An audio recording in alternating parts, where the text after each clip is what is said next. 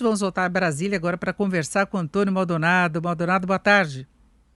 Oi, Denise, boa tarde a você, boa tarde a todo mundo acompanhando aqui o Jornal Jovem Pan. Olha, Denise, o clima é muito mais tranquilo aqui no Congresso Nacional hoje, em relação, se a gente for comparar em relação a ontem, viu? Hoje a gente ainda tem aí o segundo passo, vamos dizer assim, das eleições, tanto na Câmara quanto no Senado. Hoje, os novos presidentes da Câmara e do Senado, o deputado Arthur Lira lá na Câmara e o senador Rodrigo Pacheco aqui no Senado, comandam já as sessões, reuniões preparatórias, vamos dizer assim, a segunda etapa da eleição, porque hoje vão ser reeleitos aí os membros da mesa diretora. Quem são esses membros? É o primeiro vice-presidente da Câmara e do Senado, segundo vice-presidente da Câmara e do Senado, aí secretários e suplentes de secretários.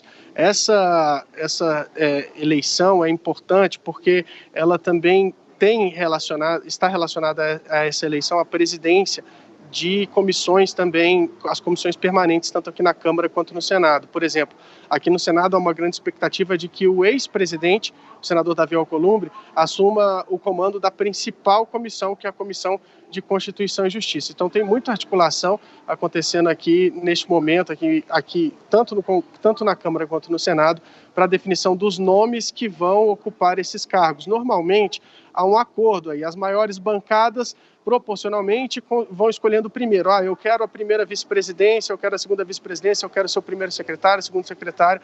Esses cargos são distribuídos aí a partir das maiores bancadas, que têm a preferência para escolher, e depois os parlamentares só vão ali na urna, no caso lá da Câmara dos Deputados, na urna eletrônica, e aqui no caso do Senado, no papelzinho, para confirmar, então, esse acordo que normalmente foi costurado justamente pelo presidente de ambas as casas. Então, a expectativa é que essa eleição ocorra aqui no Senado ainda na tarde de hoje. Ela estava marcada para começar essa sessão às 2 horas da tarde, mas ainda há um impasse em relação justamente ao partido que vai ficar com a primeira vice-presidência.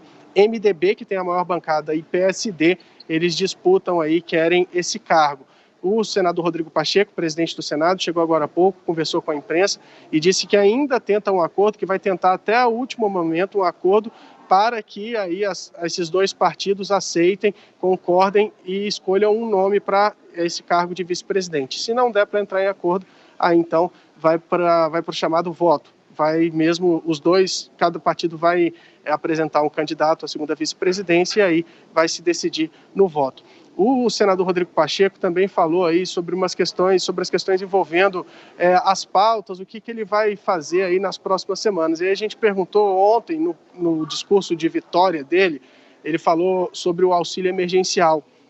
E aí perguntamos sobre se há possibilidade aí do Congresso votar uma extensão do auxílio emergencial, a criação de um novo programa social, enfim, votar pautas que podem ajudar na recuperação econômica do país. Ele falou, o senador Rodrigo Pacheco, que tem muitos compromissos ainda ao longo dessa semana, mas que aí nas próximas semanas ele pretende sim sentar com a equipe econômica do ministro Paulo Guedes para poder discutir o que o Congresso pode fazer para ajudar na recuperação da economia brasileira. Vamos ouvir aí, acho que a gente conseguiu separar um trechinho dessa fala do senador Rodrigo Pacheco agora há pouco na chegada aqui ao Congresso. Então hoje nós temos uma etapa importante, que é a eleição da mesa diretora do Senado.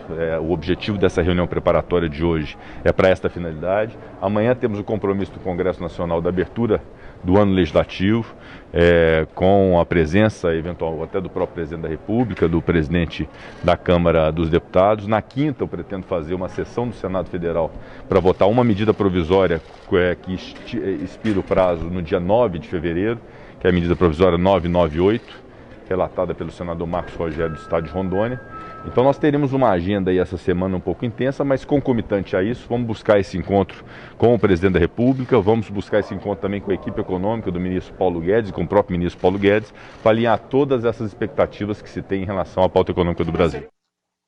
A gente viu aí então essa sugestão, enfim, essa proposta do presidente do Senado, aqui, Rodrigo Pacheco, de conversar com a equipe econômica, com o presidente da República, para alinhar o que pode ser discutido aqui no Congresso para auxiliar na retomada da economia brasileira, mas a gente lembra que o próprio Rodrigo Pacheco deixou bem claro ontem que ele vai manter uma gestão de independência em relação ao Palácio do Planalto. Tinha muita preocupação ali sobre se o Senado Federal, o Congresso Nacional, que agora tem nas duas casas aliados do Palácio do Planalto, como comandantes, se o Congresso não viraria uma espécie de puxadinho, de anexo do Palácio do Planalto. Mas tanto Arthur Lira quanto aqui o senador Rodrigo Pacheco já disseram que, pelo menos garantiram no discurso, que haverá uma certa autonomia, que vão trabalhar em prol do Parlamento e do Brasil, quando necessário, ao lado do governo federal, mas se for importante aí não seguir as diretrizes determinadas pelo Palácio do Planalto, eles também assim o farão, entendendo que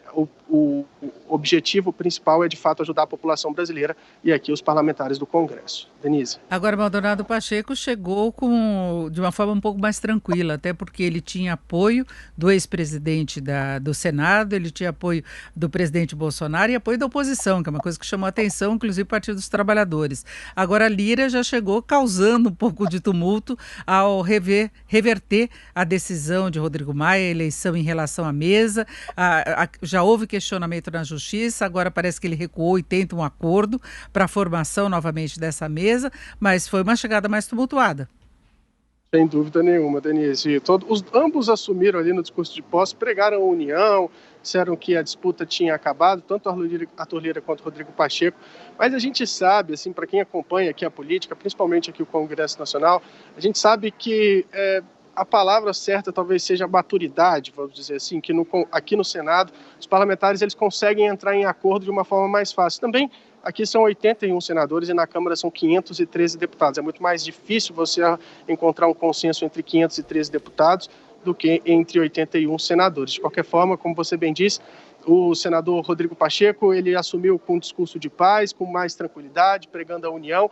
O deputado Arthur Lira também, mas logo após ter sido eleito ontem, ele revogou um ato que havia sido publicado pelo antecessor, o deputado Rodrigo Maia, e tirou ali a composição que havia sido feita por Rodrigo Maia a partir do bloco que formou o apoio à Baleia Rossi para ocupar aí esses cargos da mesa diretora da Câmara. Então ele anulou isso falando que o PT, principalmente, atrasou para entregar ali o documento que comprovava o apoio ao bloco do deputado Baleia Rossi e que, por isso, ele não teria direito a uma vaga na mesa diretora. Então, partidos como o PT, a Rede, que atrasaram para entregar aí esse documento de apoio, ficariam sem um cargo a partir dessa decisão de Arthur Lira. Mas isso também pegou muita gente de surpresa, foi visto justamente como você está dizendo aí, como uma declaração de, não vai ter paz, a gente vai continuar a disputa entre dois lados aqui na Câmara dos Deputados. Então, o deputado Arthur Lira agora tende a dar uma recuada nessa decisão e conceder um cargo ou outro, sim,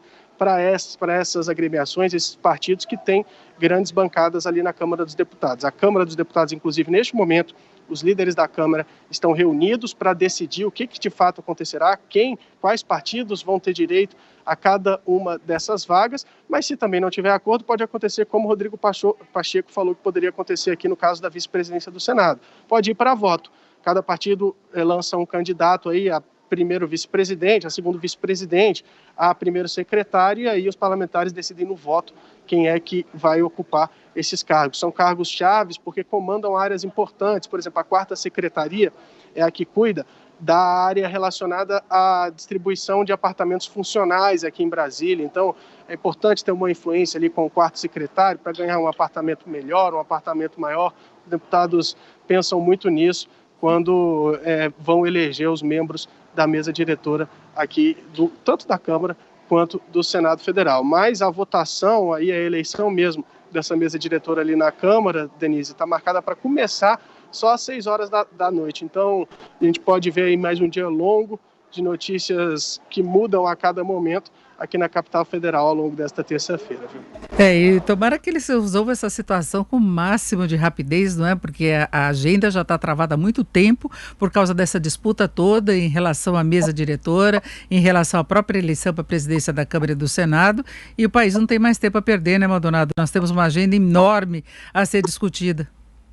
A CMO, inclusive, né, Denise? A gente tem que aprovar o orçamento, a gente tem que montar a comissão. O presidente Rodrigo Pacheco até falou sobre isso, que vai sentar com o deputado Arthur Lira para definir aí a composição da CMO, da Comissão Mista de Orçamento, para aprovar o orçamento para esse ano, que deveria ter sido aprovado no ano passado.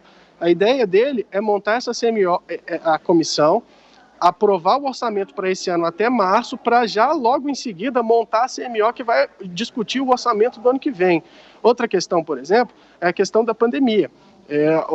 Há uma perspectiva, principalmente aqui no Senado, onde os parlamentares são mais velhos, não tem como voltar às sessões presenciais neste momento.